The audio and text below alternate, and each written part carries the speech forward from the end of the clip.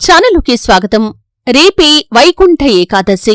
ఉపవాసం ఉండలేనివారు ఈ ఒక్కటి తిన్నా సరే కోటి ఉపవాసాల ఫలితం దక్కుతుంది. అయితే ఉపవాసం లేనివారు ఏం చేయటం ద్వారా కోటి ఉపవాసాల పుణ్యాన్ని పొందుకోగలుగుతారు? అలాగే వైకుంఠ ఏకాదశి యొక్క ప్రాముఖ్యత ఏంటి? ఈ పూర్తి అంశాల గురించి వీడియోలో క్లుప్తంగా తెలుసుకునే ముందు మా చిన్న రిక్వెస్ట్ ఏంటంటే, ఇదివరకు మా ఛానల్ని మీరు సబ్స్క్రైబ్ చేసుకున్నట్లయితే సబ్స్క్రైబ్ చేసుకోండి. అలాగే పక్కనే ఉన్న బెల్ ని ట్యాప్ చేయండి. అప్పుడే మేము అప్లోడ్ చేసే ప్రతి వీడియోకి మీకు నోటిఫికేషన్ అనేది వస్తుంది. వైకుంఠ ఏకాదశి అనేది సంవత్సరంలో అత్యంత పవిత్రమైన రోజు. ఈ రోజు చేసే ఒక్క పుణ్యకార్యం చేసిన కోటి పుణ్యాల సమానంగా ఉంటుంది. రేపు వైకుంఠ ఏకాదశి వస్తుంది, కాని ఈ రోజు నుంచే దీని ప్రభావం మొదలవుతుంది. మన పెద్దలు ఏం చెబుతుంటారంటే, ఏకాదశి అంటే విష్ణువు తలుపులు తెరుచుకునే రోజు, అదే వైకుంఠ ద్వారాలు తెరుచుకునే సమయం. ఈ ద్వారం గుండా వెళ్లిన వారికి నరకమనే మాటనే ఉండదు. ఏకాదశి అంటే ప్రతి పక్షంలో ఒకటి ఉంటుంది. అంటే చంద్రుడు పెరిగే పక్షం, శుక్లపక్షం, తగ్గే పక్షం, కృష్ణపక్షం, రెండింట్లో కూడా ఒక్కొక్క ఏకాదశి. కాని మార్గశిర శుక్ల ఏకాదశినే వైకుంఠ ఏకాదశి అంటారు. ఈరోజు శ్రీ మహావిష్ణువు స్వయంగా వైకుంఠ ద్వారాలను తెరిచి భక్తులందరినీ లోపలికి ఆహ్వానిస్తాడు. శ్రీ మహావిష్ణువు పరమాత్మ స్వరూపుడు. ఆయన్ని స్మరించేవారికి పాపం అంటదు. పాపం చేసినా క్షమిస్తాడు. పురాణాలు ఏం చెప్పబడిందంటే, ఏకాదశి ఉపవాసం చేసినవాడు 1,00,000 పుణ్యాలను పొందుతాడని. వైకుంఠ ఏకాదశి ఉపవాసం చేసినవాడు కోటి పుణ్యాలు పొందుతాడు. ఉపవాసం అంటే కేవలం ఆహారం తినకపోవటం కాదు. మనసులోని చెడు ఆలోచనలకు ఉపవాసం పెట్టటం, మాటల్లో అబద్ధాలకు ఉపవాసం పెట్టడం, చేతులతో పాప కార్యాలకు ఉపవాసం పెట్టడం, ఇవన్నీ కలిపి ఉపవాసమంటారు. ఎందుకంటే ఈరోజు మన ఆత్మను శుద్ధి చేసుకోటానికి, మనసును విశ్వదీప్తి వైపుకు తీసుకెళ్లటానికి ఉత్తమమైన సమయం.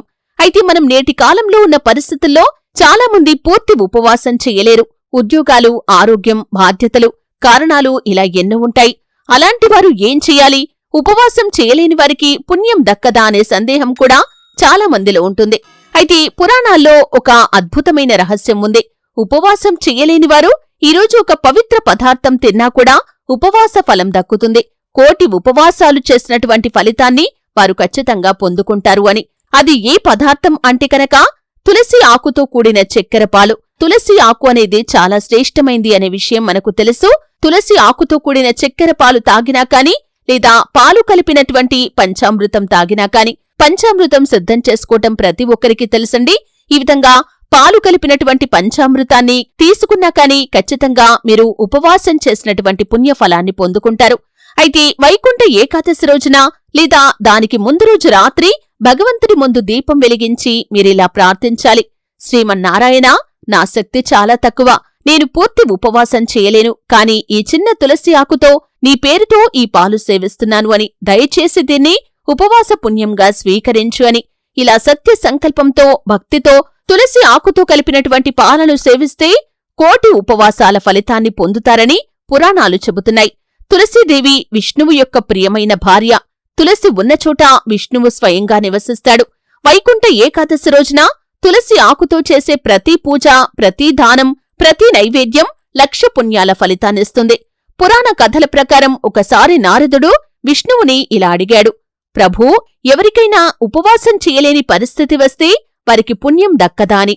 అప్పుడు విష్ణువు నవ్వుతూ ఇలా అన్నాడు, తులసి ఆకుతో నన్ను స్మరించినా చాలు, వారికి ఉపవాస ఫలితం దక్కుతుందని. కాబట్టి తులసి ఆకులకి చాలా విశిష్టత ఉంది. కాబట్టి తులసి ఆకు వేసినటువంటి చక్కెర పాలు తాగటం ఈ రోజు మీకు ఎంతో పుణ్యఫలాన్ని అందిస్తుంది. అయితే తులసి పాలు ఏ విధంగా సేవించాలి అనే అనుమానం చాలా మందికి ఉంటుంది. సాయంత్రం స్నానం చేసి శుభ్రమైన దుస్తులు ధరించాలి. ఒక చిన్న దీపం వెలిగించి భగవంతుడి ముందు ఉంచాలి. ఒక కప్పు పాలు తీసుకుని లేదా ఒక గ్లాసెడు పాలు తీసుకుని అందులో 2 తులసి ఆకులు వేసి ఒక చిటికెడు చక్కెర కలపాలి.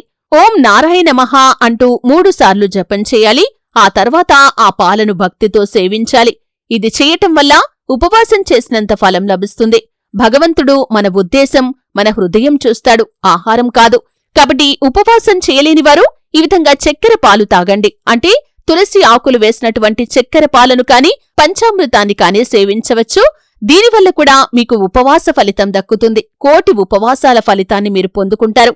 అయితే వైకుంఠ ద్వారం యొక్క తత్వాన్ని మనం గమనిస్తే, వైకుంఠ ద్వారం అంటే కేవలం ఆలయంలో తెరిచే ద్వారం కాదు.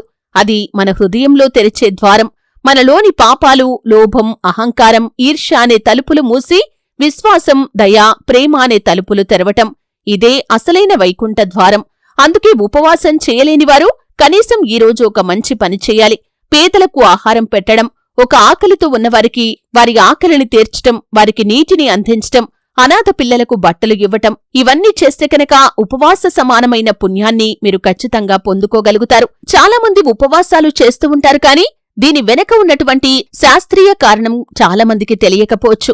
ఉపవాసం శరీరాన్ని శుద్ధి చేస్తుంది. 11 రోజుల తర్వాత మన జీర్ణ వ్యవస్థకు విశ్రాంతి ఇవ్వటం వల్ల శరీరంలోని విషతత్వాలు బయటికి వస్తాయి. ఆధ్యాత్మికంగా కూడా మన మానసిక శక్తి పెరుగుతుంది. కాని ఇది చేయలేనివారు కనీసం ఈరోజు సాత్వికమైన ఆహారం తీసుకోవాలి. పాలు, పండ్లు, తులసినీరు.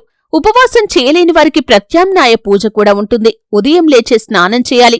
ఇంట్లో పసుపుతో చిన్న విష్ణు చక్రం గీయాలి. దానిపై దీపం పెట్టి ఓం నారాయణాయ నమః అని 108 సార్లు జపం చేయాలి. తులసి ఆకుతో పాలు సేవించాలి. ఆ తర్వాత ఒక పేదవాడికి ఏదైనా ఆహారం ఇవ్వాలి.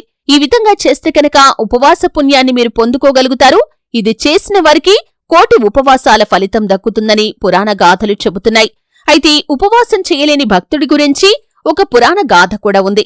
అనంతదాసు అనే ఒక భక్తుడు ఉండేవాడు. అతనికి జ్వరం ఎక్కువగా ఉంది కాబట్టి ఉపవాసం చేయలేకపోయాడు. ఆ రోజు తులసి ఆకుతో కొద్దిగా నీరు తాగి విష్ణువు పేరుతో నిద్రపోయాడు. రాత్రి స్వప్నంలో విష్ణువు దర్శనమిచ్చి ఈ విధంగా అన్నాడు, అనంతా, నీ భక్తి నాకు ముద్దు. నువ్వు చేసిన చిన్న పూజే నాకు పెద్ద హవనం. నీకు నేను వైకుంఠంలో స్థానమిస్తాను అని. ఇలా భక్తి హృదయం ఉంటే సరిపోతుంది. ఆహారం తినకపోవటం కంటే మనసు శుద్ధి అనేది చాలా ముఖ్యం. మనసులో ప్రేమతో భగవంతుణ్ణి స్మరించినా చాలు. పురాణంలో భగవంతుడు ఏం చెప్పాడంటే, ఒక ఆకుతో నన్ను పూజించినా సరిపోతుంది. అది ప్రేమతో అయితేనే నాకిష్టమని. అంటే మనం తులసి ఆకుతో పాలు తీసుకోవటం అంటే చిన్న పని అనిపించినా కాని అది భగవంతుడికి మహాపూజలాంటిది. ఈ విధంగా ఉపవాసం చెయ్యలేనివారు తులసి ఆకులు వేసినటువంటి చక్కెర పాలను సేవించవచ్చు. అలాగే ఏదైనా పుణ్యకార్యం చేయండి. అంటే ఏదైనా దానం చేయటం, పేదవారికి ఆహారం పెట్టటం, అలాగే బట్టలు దానం చేయటం, అలాగే ఆకలితో ఉన్నవారి యొక్క ఆకలి తీర్చటం. ఈ విధంగా చేస్తే కనుక కోటి ఉపవాసాల ఫలితాన్ని మీరు పొందుకోగలుగుతారు. అయితే రేపు వైకుంఠ ఏకాదశి రోజు ఖచ్చితంగా కఠినంగా ఉపవాసం చేయాల్సిన పని లేదు. మేం వీడియోలో చెప్పిన విధంగా మీరు కనుక తులసి ఆకులు వేసుకుని పాలు తాగి లేదా సాత్వికమైన ఆహారాన్ని కూడా తీసుకోవచ్చు.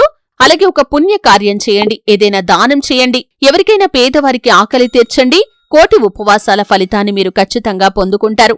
భగవంతుడి దృష్టిలో భక్తి ముఖ్యమైంది, అంతేకాని ఉపవాసం చేస్తున్నారా లేదా అనేది ముఖ్యమైన అంశం కాదు. చూశారు కదండి. వీడియో నచ్చితే ఖచ్చితంగా లైక్ చేయండి. మరిన్ని మంచి మంచి వీడియోల కోసం ఇప్పుడే మా ఛానల్ని సబ్స్క్రైబ్ చేసుకోండి.